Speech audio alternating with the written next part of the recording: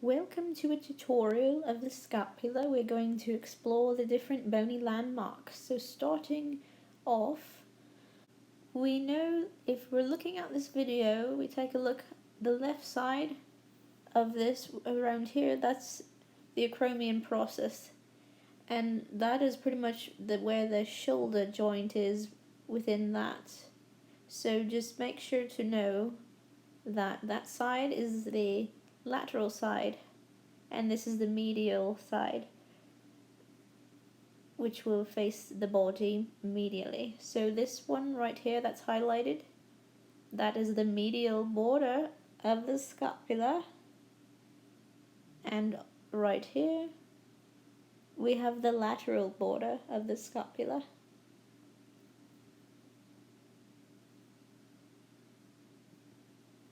Here's the superior angle and the inferior angle of the scapula, and here is the spine of the scapula, and the root of the spine of the scapula is where it starts on the medial border. So it's just about on the medial border where that is, and following the spine up we have the acromion process. So on the lateral side we're going to turn it over here. That is the glenoid fossa, and if you look at that little marking above that, that's the supraglenoid tubercle, and underneath here we have the infraglenoid tubercle. So don't forget, supra means above, infra means below. And right here we have the coracoid process, and up here we have the supraspinatus fossa, infraspinatus fossa, and subscapular fossa. So we're going to take a look at three major ligaments that support the sternoclavicular joint. And the sternoclavicular joint is the articulation between the manubrium of the sternum and the medial sternal end of the clavicle. So it's just about in between those there. And so the major ligaments that help support that joint is the sternoclavicular ligament, the costoclavicular ligament, and the interclavicular ligament. To take a look at the ligaments that are involved in the acromioclavicular joint. So with this joint specifically, it's located in between the acromion process of the scapula and the lateral acromial end of the clavicle. So just between the acromion process and the scapula, it will be right around in there, you know, all this. And so we're going to take a look closer at some of these ligaments that are involved at this joint. The coracoclavicular ligament, this is the trapezoid portion. And over here we have the coracoclavicular ligament, the choanoid portion. So make sure to remember the two differences of those. And right here we have the coracoacromial ligament and the acromioclavicular ligament. So let's take a look at some of the other ligaments. We have the coracohumeral ligament, and we have the glenohumeral ligaments off to the side, right like that. So we're taking a look at the humerus bone now. We zoom in at the top here. We can see the head of the humerus, and right below that we have the anatomical neck of the humerus, and under that we've got the surgical neck of the humerus, and then there's the shaft of the humerus,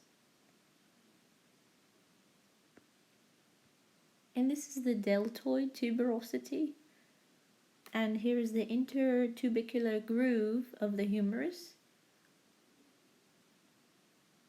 and here we have the greater tubercle and the lesser tubercle. So here we have the humerus, the sternum, the clavicle, and the scapula.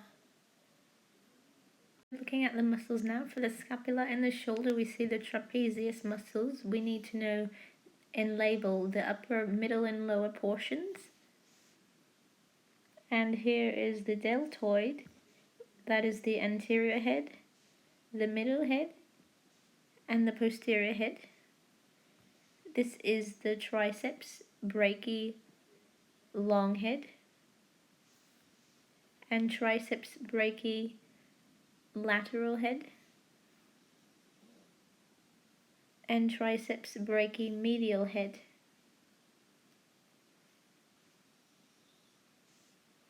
So removing this now,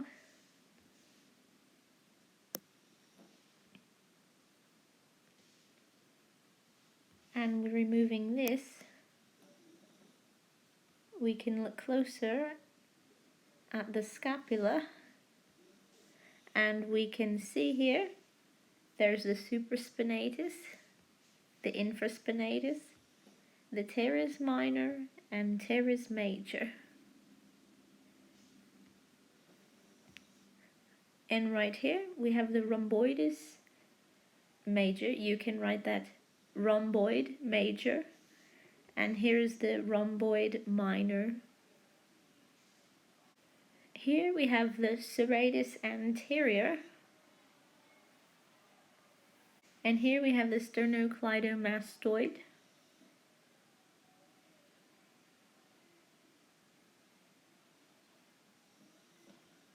And here is the pectoralis major. And we need to remove that to find the pectoralis minor.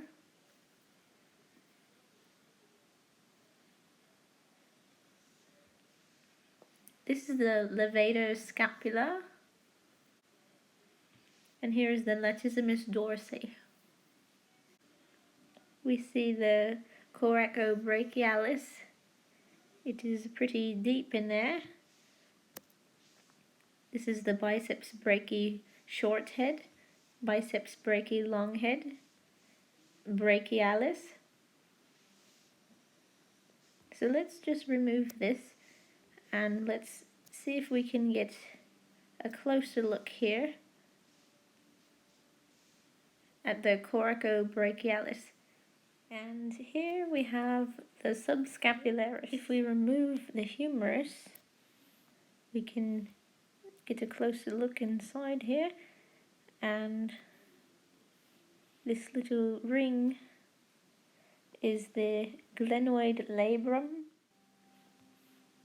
So here we have the subclavian vein, and that goes into the axillary vein. And here is the subclavian artery, and after that you have the axillary artery, and you also have the circumflex humeral artery.